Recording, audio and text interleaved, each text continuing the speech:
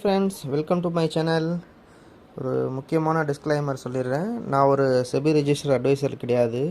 So நம்ம சேனலில் போடுற எல்லா வீடியோவும் பார்த்தீங்கன்னா எஜுகேஷன் அண்ட் இன்ஃபர்மேஷன் பர்பஸ்க்கு மட்டும்தான். இதில் வர போஸ்ட் எல்லாமே ஒரு எக்ஸாம்பிளுக்காக மட்டும்தான் நம்ம போடுறோம். இன்வெஸ்ட்மெண்ட் பண்ணுறதுக்கு முன்னாடி கண்டிப்பாக நீங்கள் உங்கள் பிஸ்னஸ் அட்வைசர்கிட்ட டிஸ்கஸ் பண்ணியோ இல்லைனா நீங்கள் உங்கள் ஓன் டிசிஷன் எடுத்து இன்வெஸ்ட் பண்ணுங்கள். ஓகே, நம்ம இப்போது போகலாம் வாங்க. ஸோ இப்போ நம்ம என்ன பார்க்க போனோம்னா, இது பேசிக்காகவே பார்த்தா பிகினர்ஸ் யாராவது இன்வெஸ்ட் பண்ணணும்னு ஒரு இதில் வந்தீங்கன்னா, ஸோ அவங்களுக்கான ஒரு வீடியோவாக தான் இது இருக்க போகுது. ஸோ ஃபஸ்ட்டு வந்து எக்ஸாம்பிளுக்கு வந்து இப்போ ஒரு மந்த்லி ஒரு 2000லேருந்து ஒரு 3000 உங்களால் வந்து சேவ் பண்ண முடியும், அதை நீங்கள் இன்வெஸ்ட் பண்ணணும் அப்படின்னு நினச்சிங்கன்னா, ஸோ இது உங்களுக்கு ஒரு நல்ல ஒரு வீடியோவாக இருக்கும். ஸோ மறக்காமல் அதை கண்டிப்பாக ஃபுல்லாக பாருங்கள்.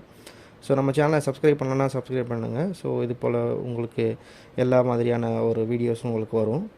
ஸோ இப்போ எக்ஸாம்பிளுக்கு ஒரு 3000 உங்கள்கிட்ட இருக்குது. ஸோ அதை நீங்கள் இன்வெஸ்ட் பண்ணணும்னு நினைக்கிறீங்கன்னு வச்சுக்கோங்களேன்.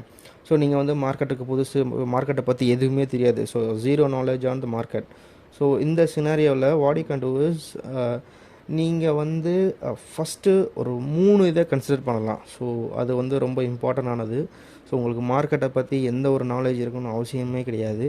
ஸோ ஃபஸ்ட்டு வந்து கோல்டு பற்றி நம்ம எல்லாருக்குமே தெரியும். ஸோ அது கண்டிப்பாக ஒரு இம்பார்ட்டன்ட் ஒரு ஐட்டம்னு சொல்லலாம். ஸோ டே டு டே வாழ்க்கையில் வந்து எல்லாருக்குமே கோல்டை பற்றி கண்டிப்பாக தெரிஞ்சிருக்கும். ஸோ கோல்டுன்றது வந்து எந்த ஒரு நிலையிலுமே நம்மளுக்கு லாஸை கொடுக்காது. அதை மட்டும் நம்ம தெரிஞ்சுக்கணும். டெம்பரரியாக வேணால் ஒரு 1 day 2 day இல்லை 1 month 2 months அந்த டிஃப்ரென்ஸ் இருக்கலாம். மற்றபடி கோல்டை பொறுத்தளவுக்கு நமக்கு லாஸுன்றதே நம்மக்கிட்ட வராது. ஸோ அதனால் நீங்கள் அதுக்காக வந்து டைரெக்டாக போய் ஒரு கோல்டு ஜுவல்லரியில் போயிட்டு கோல்டை வாங்குறதோ அந்த மாதிரி எதுவுமே பண்ண வேணாம். ஸோ இன்வெஸ்ட்மெண்ட் பண்ணுறதுன்றது பெஸ்ட் ஆப்ஷனாக இருக்குது. ஸோ 1000 rupees இருக்குது, 3000ல் ஒரு 1000 வந்து கோல்டுக்குன்னு ஒன்று நீங்கள் ஸ்பெண்ட் பண்ணுங்கள்.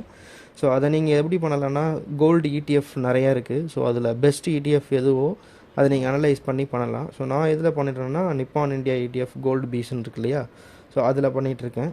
ஸோ அதில் நீங்கள் பண்ணும்போது பார்த்தீங்கன்னா, ஸோ நீங்கள் மந்த்லி 1000 rupees போடுறீங்க. ஸோ ஓவராலாக ஒரு 1 yearல் வந்து 12,000 வந்து நிற்கும் இல்லைங்களா. ஸோ லாஸ்ட் ஒரு 1 year-ஆக அது என்ன ரிட்டர்ன்ஸ் கொடுத்துருக்குன்னா, அரௌண்ட் ஒரு 21% வந்து ரிட்டர்ன்ஸ் கொடுத்துருக்குங்க. ஸோ நீங்கள் வந்து கிராஜுவலாக அது இன்க்ரீஸ் ஆகிட்டே போகும். ஸோ அதனால் உங்களுக்கு வந்து ஷேர் மார்க்கெட்டை பற்றி தெரியும்னு அவசியம் கிடையாது. கோல்டு அப் ஆகுதா டவுன் ஆகுதா, குளோபல் எக்கானமி எப்படி இருக்குது, எதை பற்றி நீங்கள் கவலைப்பட தேவையில்ல. டைரெக்டாக நீங்கள் அதை இன்வெஸ்ட் பண்ணால் போதும். ஸோ மந்த்லி நீங்கள் ஸ்டார்டிங்கில் இன்வெஸ்ட் பண்ணிவிட்டு அப்புறம் போக போக வரக்கூடிய நாட்களில் வந்து நீங்கள் ஒன்று ஒன்றா தெரிஞ்சுக்கலாம். ஸோ ஃபஸ்ட்டு கோல்டை பற்றி சொல்லியாச்சு. ஸோ அது இயர்லி வைஸ் வந்து 21% கொடுக்குது. 3 years நீங்கள் பார்த்தீங்கன்னா அரௌண்டு 49% கிட்ட ரிட்டர்ன்ஸ் கொடுத்துருக்கு. 5 yearsல் பார்த்தீங்கன்னா 111% கிட்ட வந்து ரிட்டர்ன்ஸ் கொடுத்துருக்குங்க. ஸோ இது ஒரு பெஸ்ட் ஆப்ஷனாக நீங்கள் பார்க்கலாம். ஸோ செகண்ட் வந்து என்ன பார்க்கலாம் அப்படின்னா, நிஃப்டி 50. ஸோ இந்த ஒரு இண்டெக்ஸ் இருக்குங்க இல்லையா, ஸோ நிஃப்டி 50 இண்டெக்ஸ் அந்த ஒரு மியூச்சுவல் ஃபண்டில் நீங்கள் டைரெக்டாக போட்டுடலாம். ஸோ நீங்கள் நிஃப்டி 50ல் இருக்க எந்த ஒரு ஸ்டாக்ஸ், நிஃப்டி 50னா 50 ஸ்டாக்ஸ் சேர்ந்தது தான் வந்து நிஃப்டி 50. ஸோ அதில் வந்து ஹெச்டிஎஃப்சி, ஐசிஐசி அந்த மாதிரி நம்பர் ஆஃப் ஸ்டாக்ஸ், ஒரு 50 ஸ்டாக்ஸ் வந்து சேர்ந்தது தான் நிஃப்டி 50. அதில் ஒரு சில ஸ்டாக்ஸ் ஏறும், ஒரு சில ஸ்டாக்ஸ் இறங்கும். So depending upon market condition. So அது நம்ம எதுன்னு நம்மளால் சொல்ல முடியாது. ஸோ அதனால் ஆஸ் அ பிகினர் நீங்கள் என்ன பண்ணலாம் அப்படின்னா, ஒரு நல்ல ஒரு மியூச்சுவல் ஃபண்டை கன்சிடர் பண்ணி நிஃப்டி 50ல் இருக்க, ஸோ நிறையா நிஃப்டி 50 மியூச்சுவல் ஃபண்ட்ஸ் இருக்குது. அதில் பெஸ்ட்டாக எது இருக்கோ அதை நீங்கள் பார்த்து ஸோ அதில் இன்வெஸ்ட் பண்ணிங்கன்னா அதுவும் கிராஜுவலாக இன்க்ரீஸ் ஆகிட்டு போயிட்டே இருக்கும். ஸோ டெஃபினட்டாக வந்து எந்த ஒரு நிஃப்டி 50யும் வந்து இறங்குனதாக வந்து சரித்திரமே கிடையாது. நீங்கள் லாஸ்ட் ஒரு 1 year ரிட்டர்ன் எடுத்து பார்த்துருந்தீங்கன்னா அரௌண்ட் ஒரு 14% கிட்ட வந்து ரிட்டர்ன் கொடுத்துருக்குங்க. ஸோ ஒரு 3 years பார்த்தீங்கன்னா ஒரு 13.56 கிட்ட ரிட்டர்ன்ஸ் கொடுத்துருக்கு. இது வந்து ஆனுவலைஸ்டு ரிட்டர்ன். ஸோ நீங்கள் உடனே கன்சிடர் சொல்லலாம், 3 வருஷத்தில் ஒரு 13% தான் கொடுத்துருக்கா அப்படின்னு நீங்கள் பிகினராக இருந்தால் யோசிச்சிங்கன்னா அது தப்பு. ஸோ நீங்கள் ஆனுவலைஸ்டு ரிட்டர்ன்னா என்னன்றதை பார்த்தீங்கன்னா உங்களுக்கு அது புரியும். 5 yearsல் பார்த்தீங்கன்னா 15% கிட்ட ரிட்டர்ன்ஸ் கொடுத்துருக்குங்க. ஸோ ரெண்டாவது ஆப்ஷனாக நீங்கள் இதை சூஸ் பண்ணிட்டு மந்த்லி ஒரு 1000 rupees வந்து நீங்கள் இதுக்கும் போட்டுகிட்டே வந்துகிட்டே இருக்கலாம். ஸோ மூணாவதாக என்ன கன்சிடர் பண்ணலாம் அப்படின்னா, சிம்பிளாக யோசிக்கணும். நம்ம வந்து இனிஷியலாக போடுறப்ப நம்ம என்ன பண்ணலான்னா, ஷார்ட் டேர்மில் வரணும்னு யோசிக்கவே கூடாது. நம்ம எல்லாருக்குமே தெரியும், ஷார்ட் டேர்மில் எப்படி வருமோ அதே போல் ஷார்ட் டேர்மில் போயிடும். ஸோ பெஸ்ட்டு நம்ம பிகினராக இருக்கனால கொஞ்சம் ஹோல்ட் பண்ணி நிதானமாக நம்ம வந்து ப்ளே பண்ணணும் இதில். ஸோ ஸ்டாக் மார்க்கெட்டை பொறுத்த வரைக்கும் யார் நிதானமாக தெரிஞ்சு பண்ணுறாங்களோ அவங்களால மட்டும்தான் மேலே ஏறி வர முடியும், ப்ராஃபிட் பார்க்க முடியும்.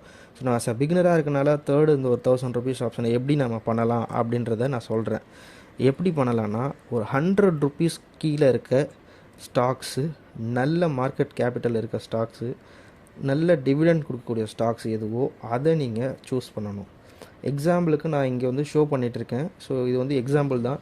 நீங்கள் உங்கள் ஓன் அனலைஸ் பண்ணி ரிசர்ச் பண்ணி பண்ணிங்கன்னா டெஃபினட்டாக வந்து உங்களால் கெயின் பண்ண முடியும். எக்ஸாம்பிளுக்கு நான் ஒன்று சொல்கிறேன். ஸோ இங்கே இருக்க ஒரு ஸ்டாக்கில் வந்து ஒரு அல்கார்கோ லாஜிஸ்டிக்ஸ் இதை நம்ம எடுத்துக்கிட்டோன்னு வச்சுக்கோங்களேன்.